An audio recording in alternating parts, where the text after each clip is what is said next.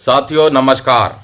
अब बस कुछ ही दिन रह गए हैं सैलरी और पेंशन क्रेडिट होने में। जी हाँ दोस्तों, जब सैलरी और पेंशन आती है तो चेहरों पर खुशियां भी आती हैं। और बात जब सैलरी और पेंशन की हो रही है तो दोस्तों सबसे पहले बात करेंगे वन रैंक वन पेंशन के तहत जो तीसरा पेंशन रिवीजन हुआ है उसके ऊपर। बहुत से पूर्व सैनिकों को अभी तक OROP 3 का फुल बेनिफिट नहीं मिल पाया है। उनका PPO अभी शायद नहीं बना होगा, क्योंकि काफी लोगों का अक्टूबर में रिवाइज हो गया था, काफी लोगों का नवंबर में रिवाइज हो गया था और काफियों का अभी दिसंबर में भी मैसेज आए हैं। तो जो जिन जिन लोगों का लेट जो है एरियर क्रेडिट हुआ है और या जिनका क्रेडिट अभी तक नहीं हुआ है लेकिन मैसेज आ गया है, तो उनको करना क्या है। सबसे पहले जो कॉरिजेंडम PPO यानी 1 जुलाई 2024 से जो पेंशन रिवीजन हुआ है उसको चेक करना है। अब चेक किससे करेंगे? वन रैंक वन पेंशन 3 की जो रिवाइज्ड पेंशन टेबल है उसके साथ क्रॉस वेरिफिकेशन करनी है। OROP 3 की जो रिवाइज्ड पेंशन टेबल है उसमें जो आपकी क्वालिफाइंग सर्विस और आपकी पेंशन फिक्स की गई है और रिवाइज्ड कॉरिजेंडम PPO में जो आपकी पेंशन फिक्स की गई है, दोनों को टैली करें। OROP 3 के टेबल में आपकी क्वालिफाइंग सर्विस और आपका रैंक के हिसाब से दिया गया है कि कितना आपका पेंशन अब आगे फिक्स किया जाना चाहिए, उतना ही आपका रिवाइज्ड कॉरिजेंडम PPO में भी होना चाहिए।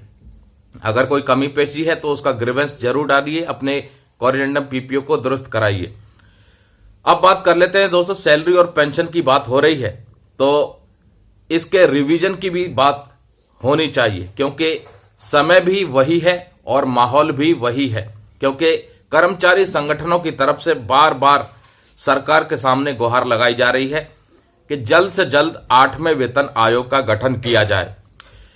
7 सेंट्रल पे कमीशन को गठित हुए 10 साल से ऊपर हो चुके हैं, लेकिन अभी तक सरकार ने 8वें वेतन आयोग का गठन नहीं किया।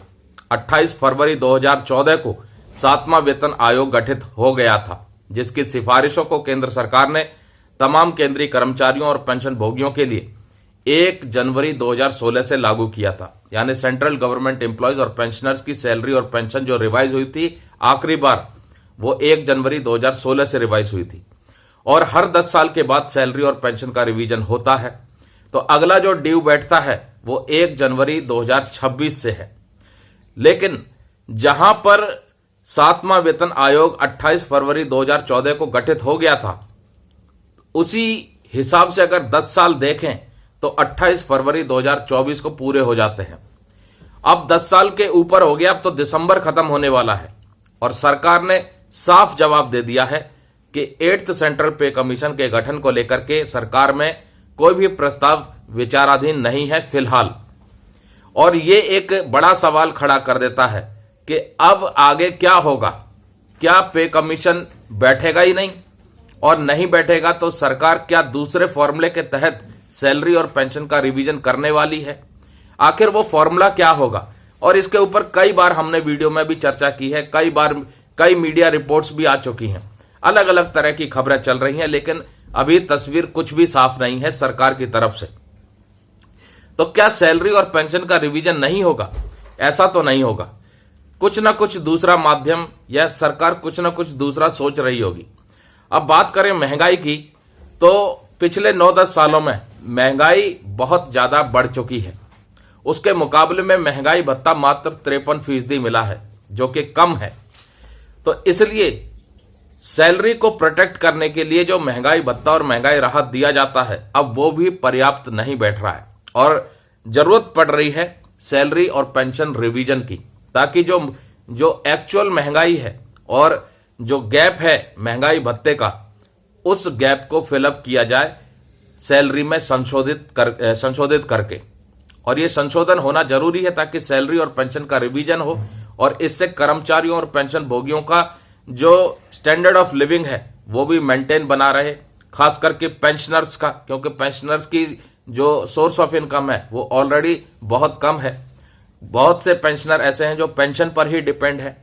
तो उनकी पेंशन में संशोधन होना बहुत जरूरी है ताकि वो वास्तविक महंगाई से लड़ सके, उनकी परचेजिंग पावर थोड़ी सी दुरुस्त हो।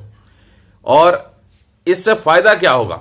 सैलरी और पेंशन रिवीजन से फायदा क्या केवल केंद्रीय कर्मचारियों को और पेंशन भोगियों को होगा?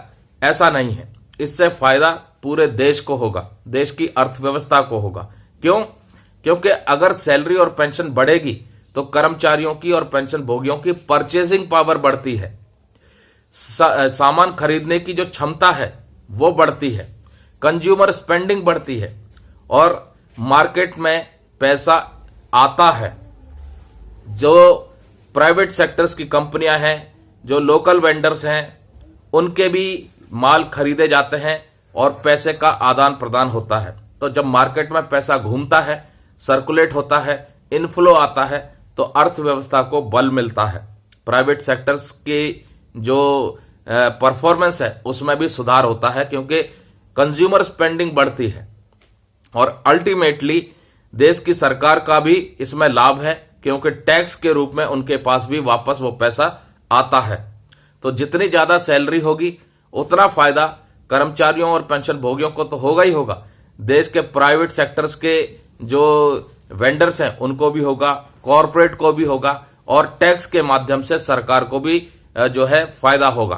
तो ओवरऑल देखें तो पूरी अर्थव्यवस्था को बल मिलता है। इसलिए जरूरत भी है ताकि सैलरी में संशोधन हो, महंगाई से लड़ने के लिए कंज्यूमर स्पेंडिंग बढ़े ताकि कॉरपोरेट को भी फायदा हो और देश की अर्थव्यवस्था को भी बल मिले। अब ये तरीका क्या होगा ये किसी को नहीं पता कि आखिरकार सैलरी और पेंशन का रिवीजन सरकार किस माध्यम से करने वाली है। मीडिया में कई प्रकार की खबरें चली, इसके ऊपर हमने कई बार चर्चाएं की हैं। आपस में आप लोग भी चर्चा करते होंगे जब मिलते होंगे पेंशनर्स या कर्मचारी कि भाई सरकार ने तो साफ इनकार कर दिया है कि अब कोई फिलहाल पे कमीशन को लेकर के प्रस्ताव नहीं है सरकार में विचाराधीन, संसद का शीतकालीन सत्र भी समाप्त हो गया। तो इसलिए साल 2025 में अब जो मेजर इवेंट आने वाला है, बड़ा इवेंट आने वाला है, वो है आगामी बजट। यूनियन बजट पेश किया जाना है सरकार की तरफ से और यूनियन बजट से पहले कर्मचारी संगठनों ने फिर से मांग रख दी है कि जल्द से जल्द 8वें वेतन आयोग का गठन किया जाए ताकि सेंट्रल गवर्नमेंट एम्प्लॉयज और पेंशनर्स की सैलरी और पेंशन का रिवीजन तय समय से हो सके।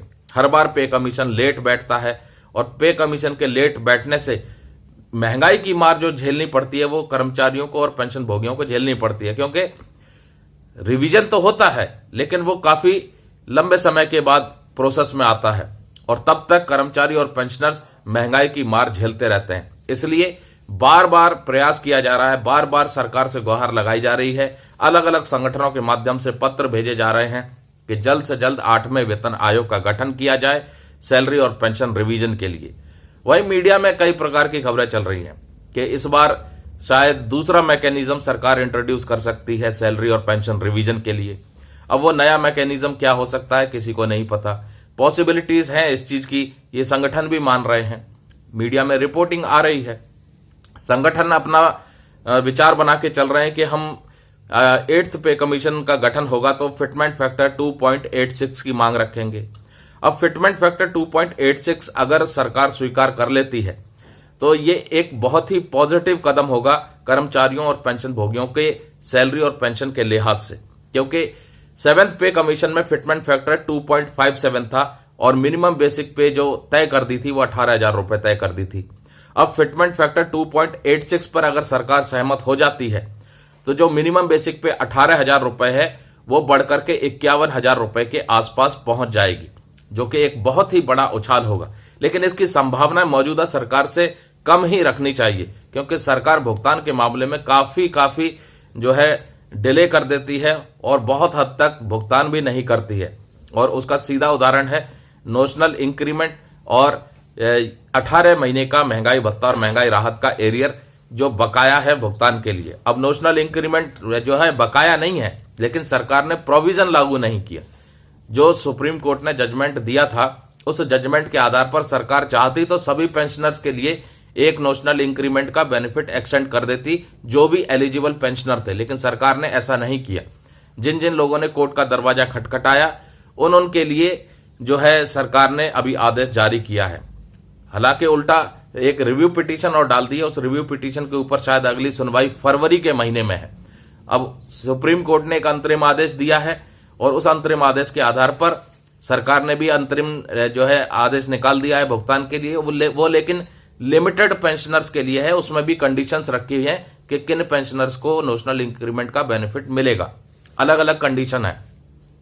तो अब जो फरवरी में सुनवाई होने वाली है रिव्यू पिटीशन के ऊपर, उम्मीद है कि सुप्रीम कोर्ट अपना अंतिम फैसला ले ले ताकि एक तस्वीर साफ हो कि किन पेंशनर्स को मिलना है, किन पेंशनर्स को नहीं मिलना है।